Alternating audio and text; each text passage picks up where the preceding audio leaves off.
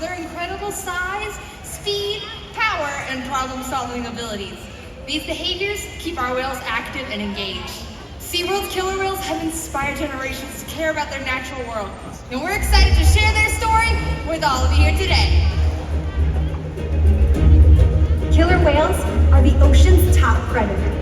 They use cooperation and communication, not just size and strength, to take their place at the top of the ocean's food web. At the bottom are small animals, like krill. At the top, the apex predator, the killer whale.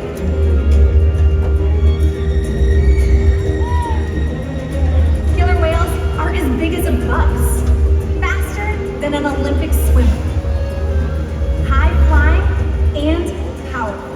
We're going to see all of that and more. These behaviors contribute to an environment that is full of enrichment. We spend days, weeks, months, and years building relationships with our whales. This creates trust, and that allows us to do some amazing things. For example, when you visit the doctor, you can present your arm to draw blood, or step on the scale to see how much you weigh. It's much the same with our whales. Today, we'll see the whales moving together in unison. These synchronized behaviors help to strengthen their social bonds and enable them to problem solve as a group. Working together as a team is what makes the killer whale the ocean's top predator. Scientifically, they're known as the Orcinus orca, and more commonly referred to as the killer whale. Here in SeaWorld, we know them as Katina, Nalani, Malia, and Makayo, our killer whale family. While Makayo is the youngest member of our pod and just 13 years old, his mother Katina is our matriarch and leader of the pod. And this year, she celebrated her 47th birthday.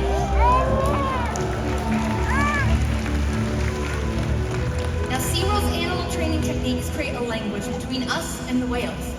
It's a language of learning through positive reinforcement, encouragement, commitment, and care. Through these techniques in our relationships, the whales learn to trust us. And they even learn to take an active role in their very own health and well-being. Now, one of the very first healthcare behaviors that we teach our pod is something known as a flu present. Our whales are taught to roll over upside down or ventrally using hand signals. And not only does this give us a great look at their entire body, but it also gives us access to blood vessels that are easily seen on the white undersides of those tail flukes. Our veterinarians collect a blood sample at least once a month or so, and every whale is taught to remain calm and relaxed throughout the entire procedure. You may even notice our trainers giving them rub downs on those tail flukes. And since killer whales have very sensitive skin, this is one of the many ways that we can reward them for remaining calm during procedures like this one. And it's also a great way for us to strengthen our relationships with the whales. But blood samples are just one of the many ways that we can ensure their health. Another very important diagnostic is weighing them. Now, to weigh a killer whale, all we do is ask them to slide their bodies up and onto a killer whale size scale located in one of our other pools. When they do this, there's a portion of their body from their dorsal fin all the way down to their tail flukes that remains in the water. This is the powerhouse of the killer whale. It's called the peduncle, and it's very muscular and very, very heavy. Now, with their peduncles still in the water, we would not be weighing them completely. So what we do is we ask them to lift their tail flukes up and out of the water, just like this.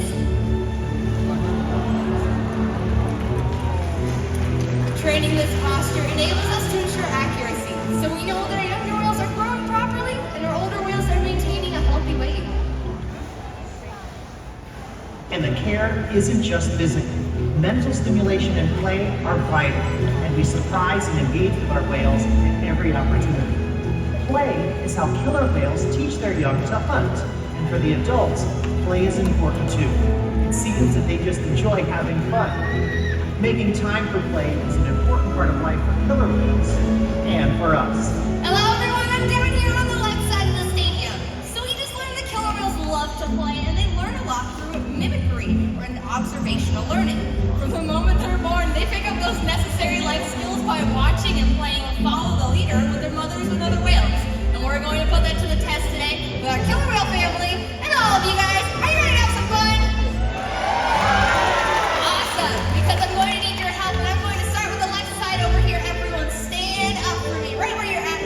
You're going to keep your hands to your sides, and on the count of 3, we're going to spin in a circle 2 times, all right?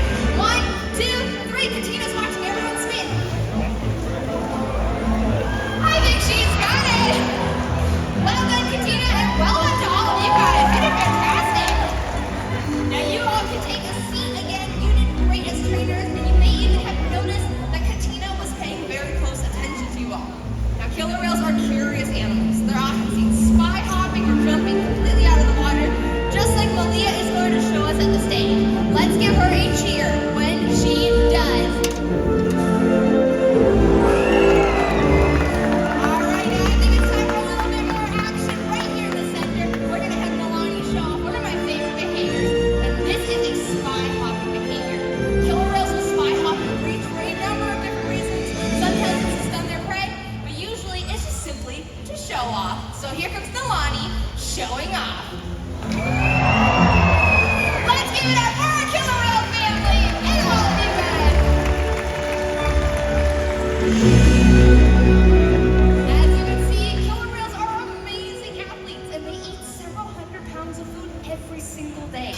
In the wild, their diets are completely dependent on where they live and the time of year. Unfortunately, overfishing, pollution, and other factors are having a serious impact on some of those killer whale populations. Killer whales are impressive animals, and it's pretty obvious why they're the top predator in the ocean. That means killer whales are invincible, right? Wrong. Killer whales depend on a plentiful food source and a clean environment. They're completely dominant, yet completely dependent. When it comes down to it, killer whales are not the most powerful animal in the ocean.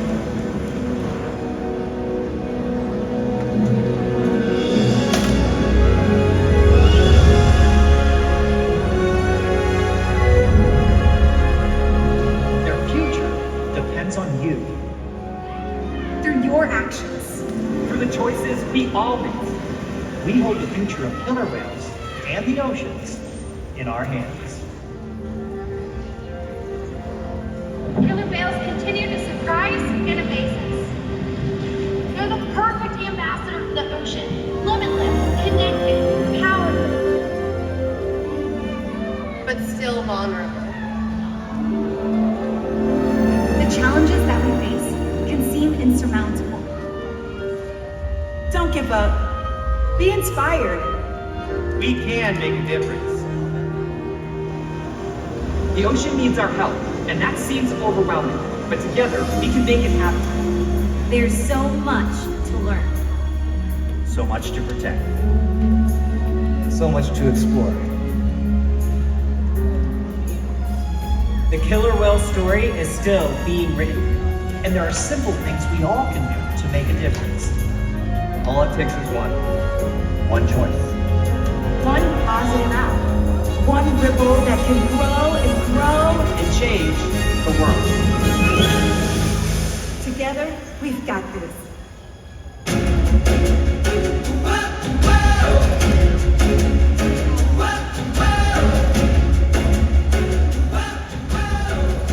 Hey, there we are. Good afternoon, everybody. Are you guys enjoying your day at SeaWorld so far? Well, we could not ask for more beautiful weather. Thank you so much for being here today, everyone. Folks, my name is Nick, and I'm one of the trainers here at Orca Stadium, and I want to tell you a little bit about what's going on right now. Now, in the opening of the show, and during our husbandry or healthcare segment of the show, we introduced our 3 female killer whales, Katina, Nalani, and Malia. Now, in this next portion of the show, we were asking the boys who are on this side of the environment to come out and also show off to all of you a little bit, and they decided that they were not quite ready to do that. So it actually gives me an opportunity to break down in detail, or a little bit of detail, on how we train the animals here at SeaWorld. Now, all of our training here at SeaWorld is based on positive reinforcement, something called operant conditioning. It's very simple. We ask the animals to do a behavior. That's a big word that I just used, ask. Because there is absolutely nothing we can do to make the animals do something that they are not willing to do on their own. So we ask the whales to do a behavior, and it's their choice to do the behavior or not. It's simply up to them. Now, when they do the behavior correctly, we bring a lot of different types of reward and reinforcement to that correct behavior. Of course, we use fish, but we also use back rubs and ice and jello and toys, always coming up with new ways to reward or reinforce the correct behavior. Now, when the animals refuse to do what we ask them to, it's simply not a big deal. We simply do not bring any attention to that behavior at all. Now, our choices are this: we can ask again, or we can simply move on to something else. But either one of those choices requires the animals showing us that they are willing to participate on their own. Again, there is nothing we can do to make the whales do something that they are not willing to do. So on this side of the environment, you see that doorway over there. We also have one on this side. We have 7 different pools containing almost 7 million gallons of ice-cold man-made salt water. Now, the girls are on this side right now, and the boys are on this side. So again, when we stepped up in the back area, we asked the boys to come over so that we can continue on with the show. They said, no, thank you. It's simply nothing we can do. We just don't bring a lot of attention to that behavior, so the trainers have sort of removed themselves from the environment for just a second, and then we may ask again. And now, in just a minute, I'm gonna have one of my other trainers come out and sort of update me as to what's going on in the back area. Again, we may ask the boys to come over again, and it's their choice to do that behavior or not. In the meantime, we just come out here and explain to all of you how we train the animals here at SeaWorld. It's based on positive reinforcement. We don't use punishment, we don't use negatives. We simply bring attention to the correct behavior when that correct behavior is happening. Now, keep in mind that we do have 2 other shows today. I don't want to tell you the times in case I get them wrong, but I believe they are 3:30 and 6:30. Nailed it. 3:30 and 6:30. Thank you, Nicole. We're gonna give that more information in just a second. Once I see that doorway over there moving, that tells me that the boys are showing us that they're willing to go on. Now, if that doorway does not move, that's telling me that they said no thank you once again. And by asking over and over, we can be inadvertently bringing attention to that negative behavior. So we don't want to do that. So in just a second, one of the trainers are going to come out, they're going to update me, and they're going to let me know what the plan is in the meantime. Keep in mind, folks, again, we have a 3:30 and a 6:30 show. Obviously, we have some construction, some home improvement going on. So you want to make sure that you kind of give yourselves time to get into the environment with plenty of time. Okay, thank you, Morgan. Now, Morgan just informed me very secretly, as you could see, she came out and let us know that we asked the boys a couple more times and they're still saying no thank you. So what we're gonna do at this moment is actually end this performance of Orca Encounter. Again, we don't want to continue to ask over and over again because the whales